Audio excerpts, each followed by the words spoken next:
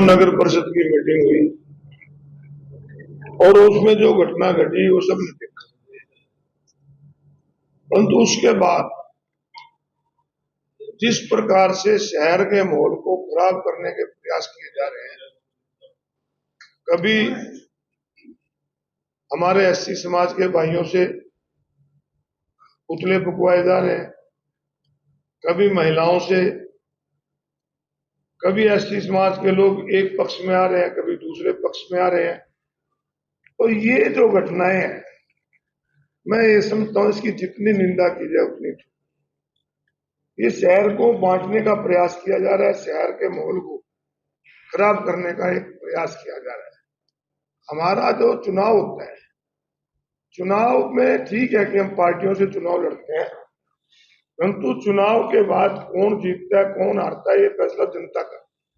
उसके बाद तो सारा हमारा परिवार है और हमने कुरुक्षेत्र को हमेशा एक परिवार के रूप में समझा। और आज जिस प्रकार से मीटिंग हाउस की फिर रखी गई है, मैंने कुछ अखबारों में पढ़ा, कुछ सोशल मीडिया पे इस प्रकार की पोस्ट देखी कि आज की मीटिंग में महिलाओं को आगे करके इस प्रकार का प्रदर्शन किया जाएगा या इस प्रकार से उसके अंदर विघ्न डाला जाए। तो इस प्रकार की घटनाएं प्रजातंत्र में नहीं होनी चाहिए। इस शहर की जो पार्षद चुनी हुई है वो हमारी बेटी है, हमारी बहन है। हमने तो उनके शान में कभी एक शब्द भी नहीं कहा। जहां तक 23 तारीख की बात है, मैंने तो पुलिस को भी कहा और आप सबसे भी कहता हूं कि नगर परिषद की जो कैमरे हैं, फुटेज है, उनको निकाल लें।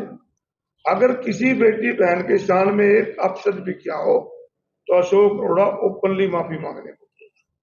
ये हमारी बेटी हैं, हमारी बहनें हैं, परंतु इनको मोहरा बना के इस प्रकार की जो घटना घट रही है गलत है।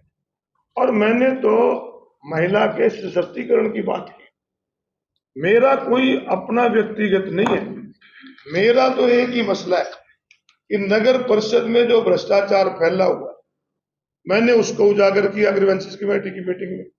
उसके बाद तो ठेकेदारों ने उजागर किया। तो मेरा तो मकसद है कि भ्रष्टाचार के खिलाफ लड़ाई लड़े और महिलाओं के जो अधिकार, बाबा साहब भीमराव अम्बेडकर ने संविधान में बराबरी का अधिकार दिया, राजीव गांधी ने पंचायती राज और नगर परिषद में उन्हें आरक्षण का प्रावधान दिया, और इस सरकार ने भी, मोदी सरकार ने भी महिलाओं को आगे बढ़ाने के लिए बेटी पढ़ाओ बेटी बचाओ का नारा दिया।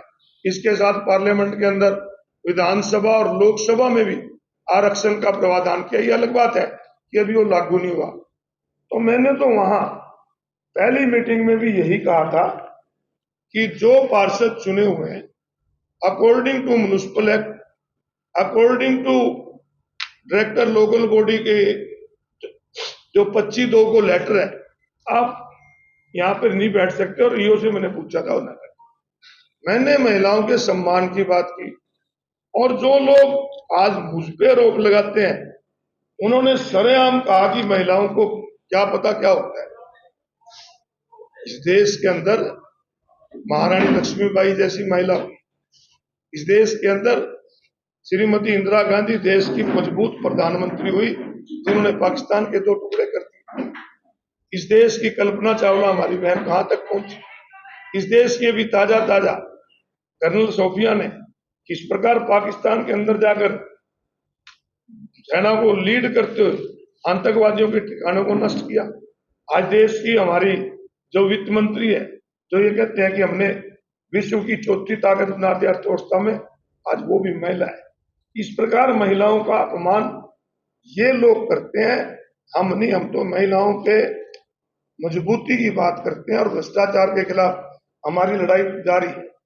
और अब क्योंकि बरसात का सीजन शुरू होने वाला है, नालों की सफाई की बात आती है, मुझे एक बात की बहुत हैरानी में आज नगर परिषद में इनसे पूछूंगा कि हमारा जो टेंडर निकाले जाते हैं सफाई के, उसमें लिखा हुआ है कि नालों की सफाई और रिपेयर रिपेयर शब्द इसलिए डाल दिया जाता है ताकि जस्टिफाई कर सके कि इतने करोड़ का है।